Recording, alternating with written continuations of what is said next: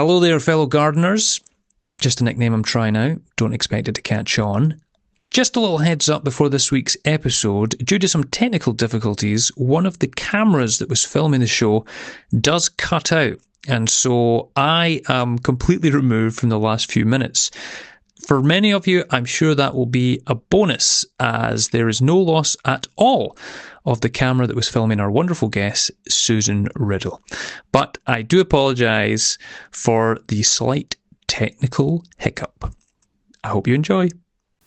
Quite a simple, straightforward story to begin this week's episode, but it is still something that keeps me up at night from time to time. I, like many people, like a wee sing-song. And, you know, if you like singing songs, you don't often get the opportunity to do that, to perform very often, you know, and sometimes you might do a wee bit of karaoke and you get a bit of a buzz from it, a bit of a thrill. And you kind of look forward to maybe a rare opportunity to get to do that. And 2 years ago now, me and my wife and our daughter, we went over to do a road trip of America. And it was a surprise. She'd surprised me with this road trip, and we were going to go through all these amazing places. And one of the places we were going to stop at was Nashville, Tennessee. And I was so excited. I was like, wow, I really like country music. I was looking forward to going there, seeing a lot of live music, but I also knew there was going to be hundreds of chances to get up and sing if you went into the right place. Hundreds of karaoke, hundreds of places to sign up and just sing a song. And we went all the way over there. We did the whole road trip. We went to Nashville. We went into a number of places where they advertised that you could sign up and sing a song. And I just never did it. Oh my God, that's sad. And that's what this podcast is all about, ladies and gentlemen. Welcome to another week of... Why did you not do it? I don't know, I think I just shat it. But you're a stand-up comedian, like, surely that's... Have you never sang on stage for, like, a sketch or, like, anything, or like a part of your stand-up? I have, and I've sang at different times, but I was overwhelmed by the pressure of Nashville. That's unbelievable. That's a shame. Sorry, I'm hungover and emotional. It's just always the wee simple stories that seem to affect people, even when I share them. But you know, you must look back and go, I should have just sang in Nashville. I'll never get an opportunity to sing in Nashville again.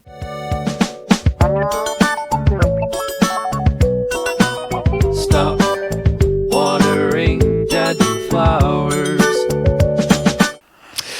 Welcome to Stop Watering Dead Flowers, ladies and gentlemen. Thanks for being here. Now, welcome to our guest this week. Delighted to have you on, Susan Riddell. Hi. Now listen, now, am I looking at the camera or am I not looking at the camera? Because it's like The Office. I'm just pure. I'm really... Do you know what? I kind of hate the idea that everything's filmed out, even podcasts. Like, in my heart of hearts, I always hope most people are just listening to us. I know, but people do watch things now. And in me and Amanda's podcast, I'll look at the camera willy-nilly, but I don't know if I'm allowed to do that in other people's podcasts. You can look wherever you like. I thought you were just like, oh, should I look or not? Because you were telling me you're a bit hungover. And I feel very vulnerable to two cameras pointed at me. Like, tell us all your like most embarrassing stories. Everyone's actually watching this episode. No one's listening. Oh my God, I feel exposed. Not really, I do. And then I come in here and you've got the dead flowers and just... It's not the first time they've been commented on now, but the dead flowers are getting deader and deader each week. Are they the same ones for the first episode? Oh, they've been here a while now. I did think that I would kind of get them They're really upsetting. Re-upped, but it's a good depiction of, you know, sometimes just how we're feeling, but also for the podcast. Although at the end it would be great if they kind of like turned into new flowers and blossomed again, but not, they're just dead. Get the budget for that, Chris. No. Look, flowers are expensive. But thank you for coming on. One of the countries, again, I feel like we've been spoiled with having the best stand-ups in the country on as well.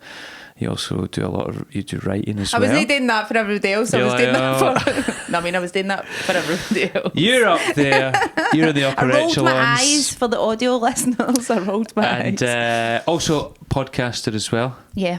I feel I'm new in the podcast game. Yeah. Well, you're made for it though. Like I feel like you've good presentery skills. I can't even sing at Nashville. I know, man. What can I do?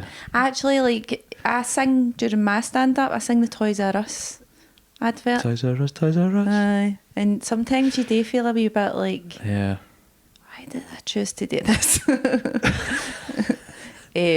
But it's horrible, isn't it? I feel like not just with stand-ups, but for performers in general, we're like the most confident and most insecure people I know. Oh my God, because I had to think of like stories for this, and it's like going back to your childhood and all that, and I'm like, I like now I've got to come up with stories that are kind of half interesting for this, but there's just a lot of stories where it's just me trying to avoid like speaking in public and all that. Yeah. Like I used to like dog drama, like I like the dog, like you know what I mean now. Like skip. What would English? In case you've got any English listeners on, what would they call it? Oh, I don't know. Play truant. Aye. Like everybody else wanted to dog like maths and stuff, and I'd be pure, can somebody dog drama with me? I just don't want to do it, and everybody would be like, no, that's like the fun subject. But I hated it. Do you know what's funny? I just really want to know if there is a particular English term for like dog in school.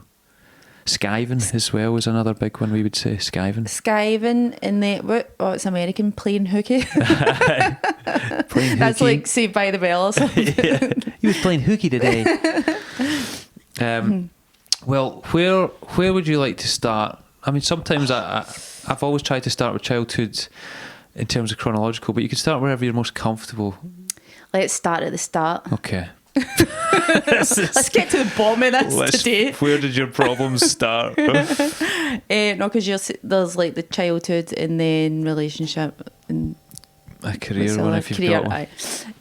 So childhood, I couldn't even really think of anything funny. It's more just a wee sad story that keeps me up at night. Funny. Oh, this is what we want. Eventually, we want this to be highbrow, like real, meaningful. Purposeful kind of emotional exploring. And then you can get into like you could be a therapist. Oh no, my wife she'd kill me. Is she a therapist? She is one. Is your wife a therapist? Yeah. Oh my God, that's amazing. Comedians like, that's amazing. Do you know it is amazing how many comics I've met whose other halves are psychologists? Oh my God, and who? Therapists. And where can we get mates rates? There's so many, and it's a match made in heaven.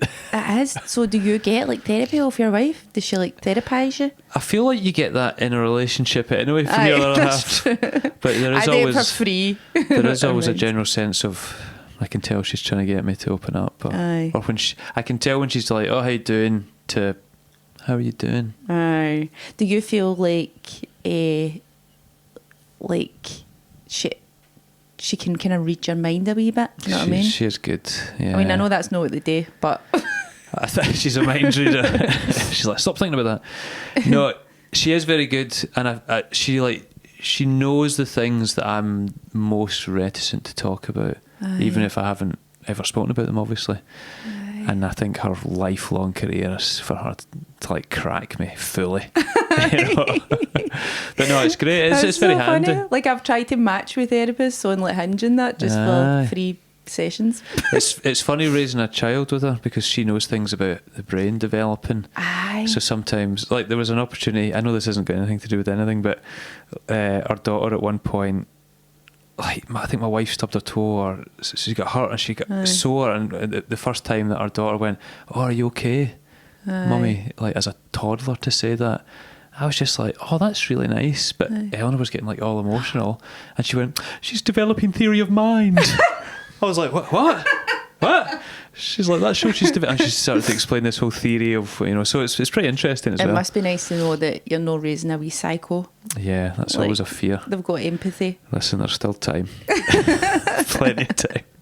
I always worry about that as well. Like now people, because I always say I've not got kids, but I was like, well, if I decide one day I want kids that badly, I'll just adopt. And people are like, aye, but what if you adopt one and it's a wee psycho? And I'm like, but that's better because then it didn't come for you, so you can be like, nothing to do with me. All right. Well, speaking of kids, let's go back to your childhood. Aye. So actually, I think I told this story on Breaking the News, but I think they'll probably cut it anyway because it just made the audience really sad. When I was like 7 years old, I was going to a party. It was at Laura Hughes. Am I allowed to say real people's names? Entirely up to you. It's alright, she's not the villain in the story anyway. There you go. So Laura Hughes, 7-year-old, and I was dead excited to go to this party. It was in Little Marco's. Do you remember that? I don't know it, but it sounds like I can picture the type of place that it was. Do you know where it was? It was in, do you know that pub that's on Glasgow Green at the Carpet Factory? What's it called? West. Oh yeah. Aye, that's where it used to be. So it was like a kind of soft play food type place. It was like a soft play before there was soft plays. So it was like just like a pure play. Everybody wanted to go there for their birthday and stuff, so it was dead exciting. And I had my pocket money and I went out and bought her like a present and all that. I got her a troll teddy, one of the troll teddies. And so I was all ready to go, and my mum dropped me off, and then we're all going in, and some manager person is like, "Oh no, you can't go in, you're too tall." What?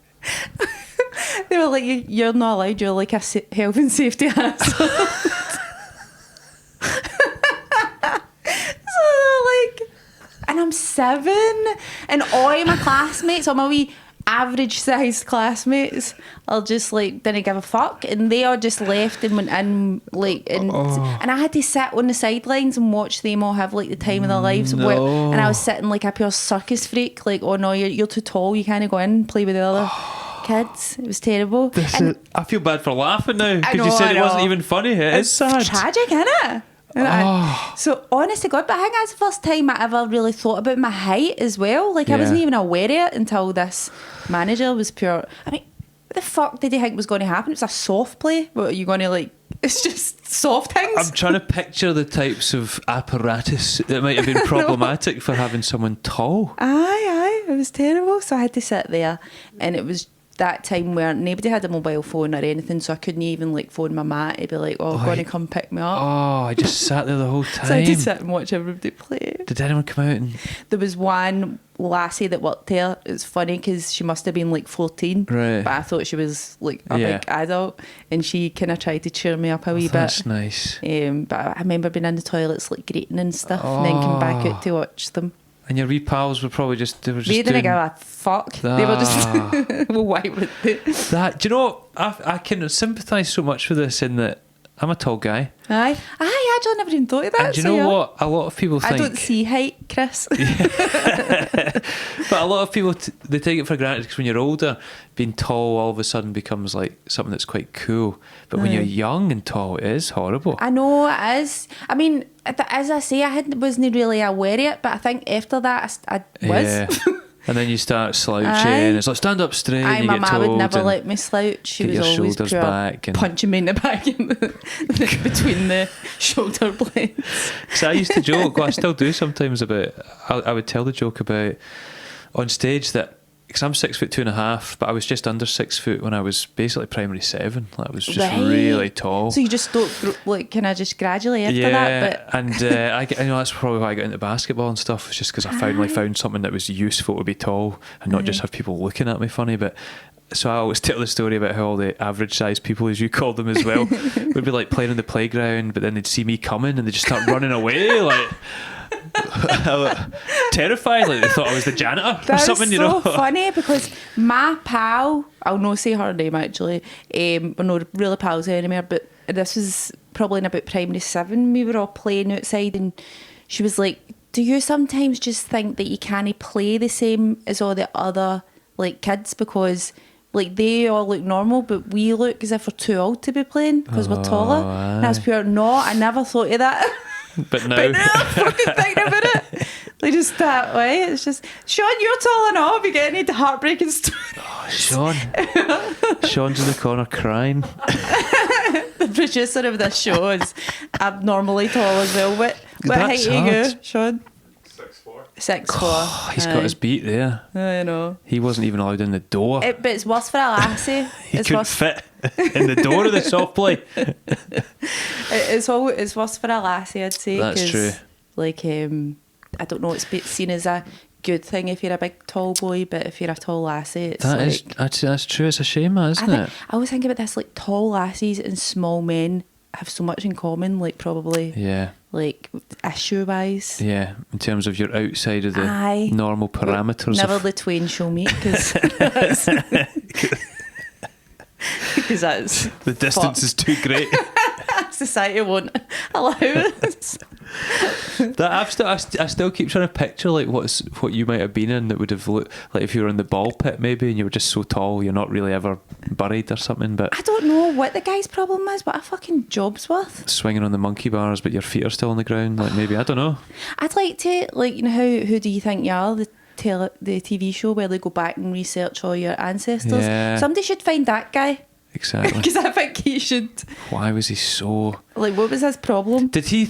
Was it that he thought you were too tall, so it was a bit of a health and safety thing, or did he actually think you were too old for it because you were so tall? It was tall. It was height. Just tall. So it's like somebody not being able to go on a carnival Yeah, ride, but for 'cause the opposite way round. Like they Maybe were he just was like, worried no, about you there was a thing. banging your head or something. I must have been something like that. They weren't wanting sued or something. That's terrible. That's a sin, really. That's. I know. I'm so sorry to start it. No, that's a good one. I feel like a lot of people will relate.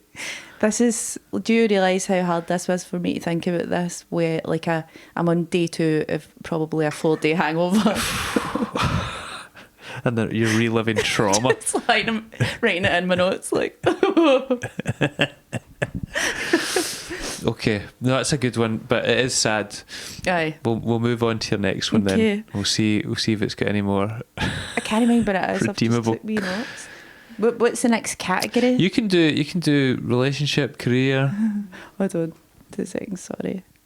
It's really up to you. This is the thing. I've got a good. There's so many to choose because I've got a lot of embarrassing stuff that happens to me.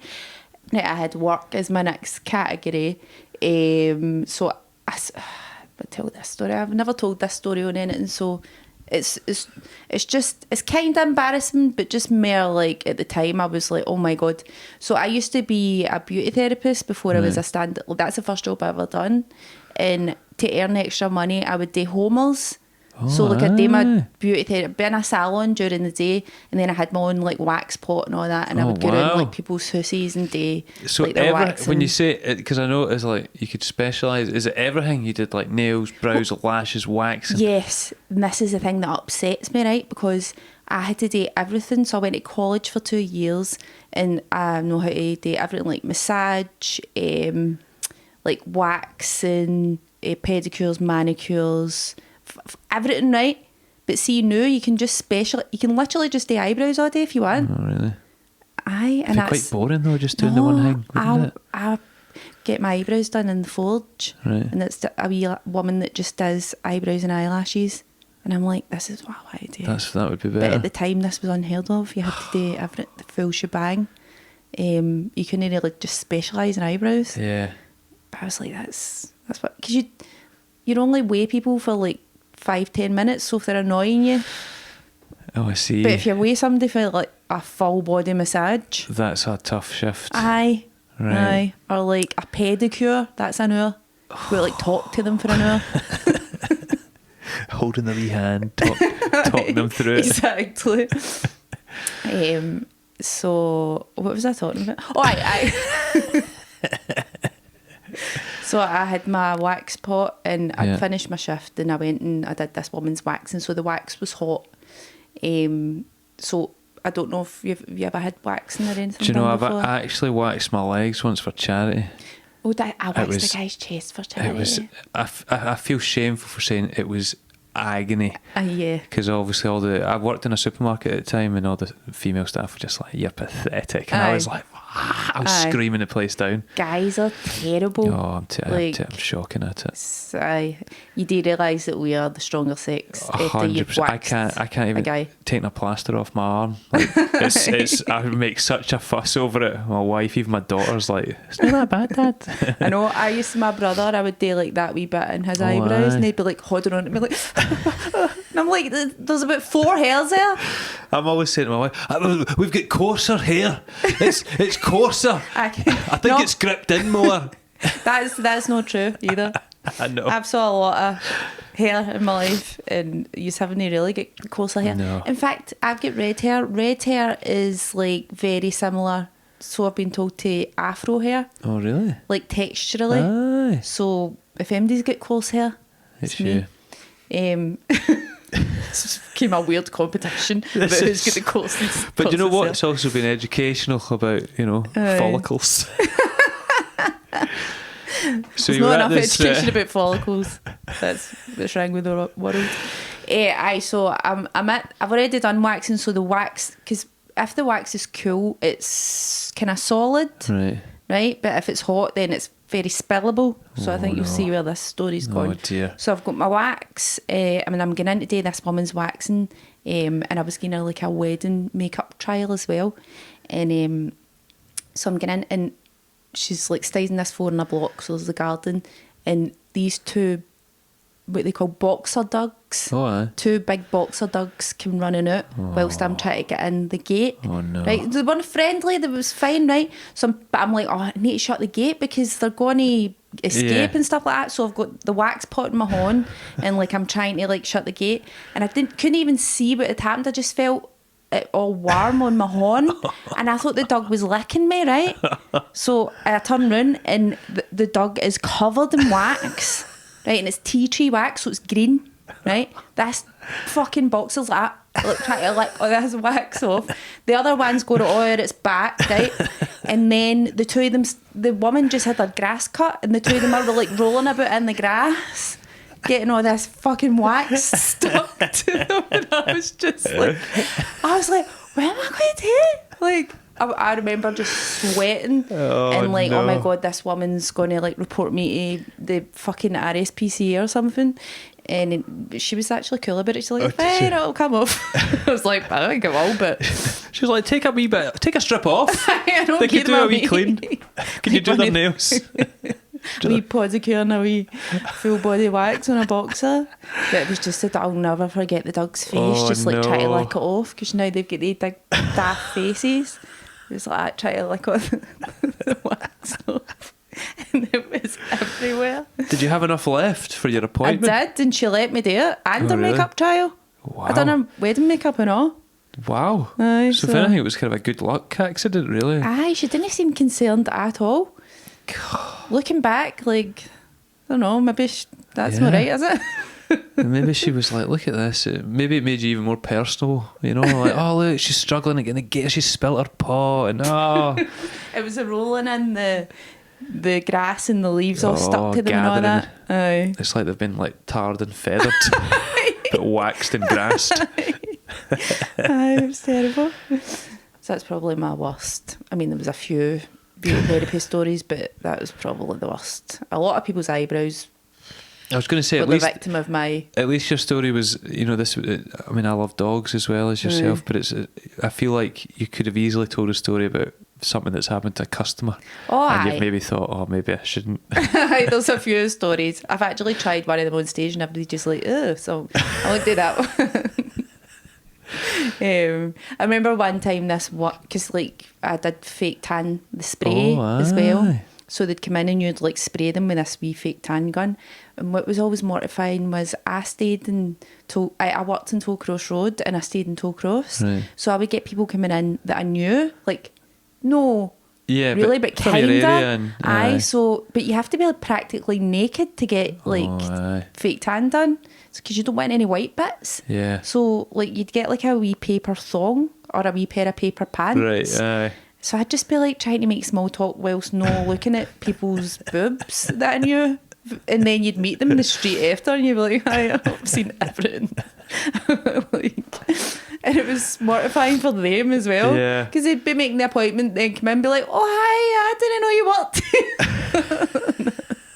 I'd be like, oh.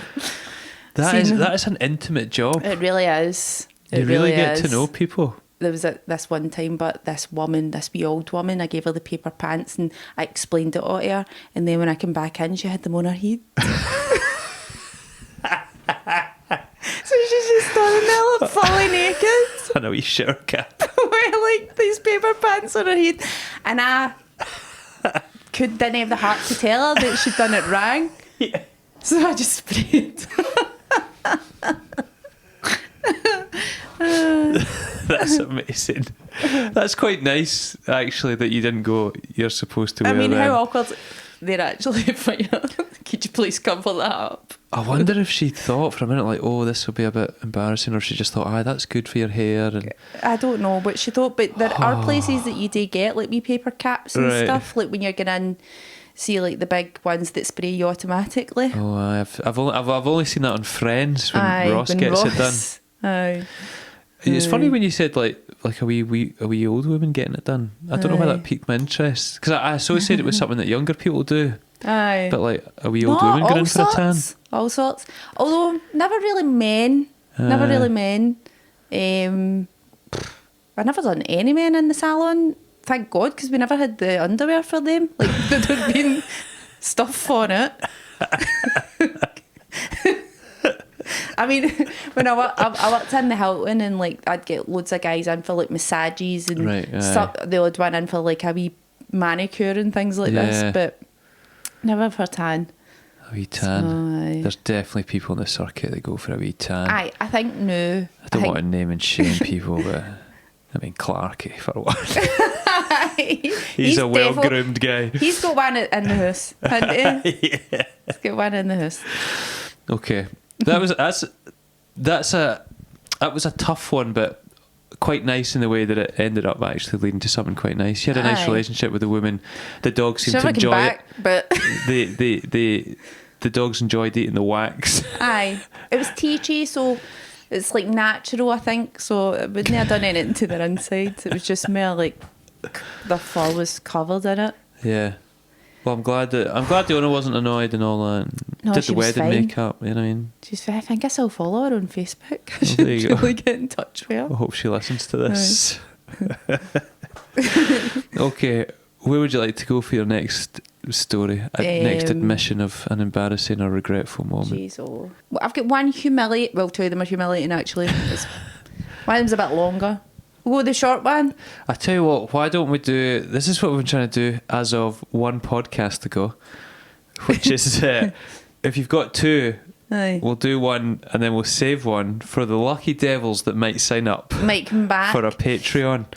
So if anyone's... if anyone's... Whatever one you think's the most shameful and embarrassing, maybe save that and we'll put it behind the paywall. Okay, actually that's good. You know? Aye. Because I feel like that gives the guests a bit of safety. They're like, I don't want too many people to hear about this. Aye. But if there's like 14 or 15 people that have been willing to sign up to pay £3 a month, you get to hear the worst of Susan. That's flattering that people would pay for that, because I probably would do it for free if you like give me a drink or two. So I'd been seeing this person for it was like early days. Okay. I think we was still hadn't been. They're probably like third or fourth date or something like that, and so I was still trying to impress them. And so we were out for something to eat.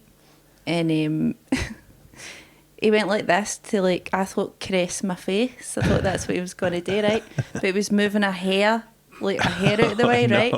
But the hair was attached, like, because every lassie's got a chin hair, right? Every lassie has one chin hair. Most lassies have got a chin hair they struggle with, right? So I'd forgot to pluck it out. It must have been quite some length. And he done that, and I thought it was like going, you know, cute and that. But then he went like to pull the hair away, but it was attached to my chin, so it was just like yanking your head. So I was like, oh my god, because like I was still trying to act all like dainty and all that, and it just like tried to pull my chin hair out. It was a bit. He's That's just like horrendous. I really feel. Wayne stopped going out no long after that. I don't know if it was anything to do with the chin. Oh my! It's like working you like a puppet. Just on a like string. ding dong. Like we do call the people that pull bells. Oh no! Oh, that's tough. That's mortifying. I'm sweating. Was that what? I'm having a physical reaction to all these stories. What stage of were you on like a date? It was just like before dinner or after? Like, did you still during dinner? That's worse. Still That's the worst time. Probably starters. Still had the rest of the meal to go. It was one of the ones as well where he kind of pretended it didn't happen, and so did I. So it was just like rest of the date like that. your chin hair going into your spaghetti bolognese.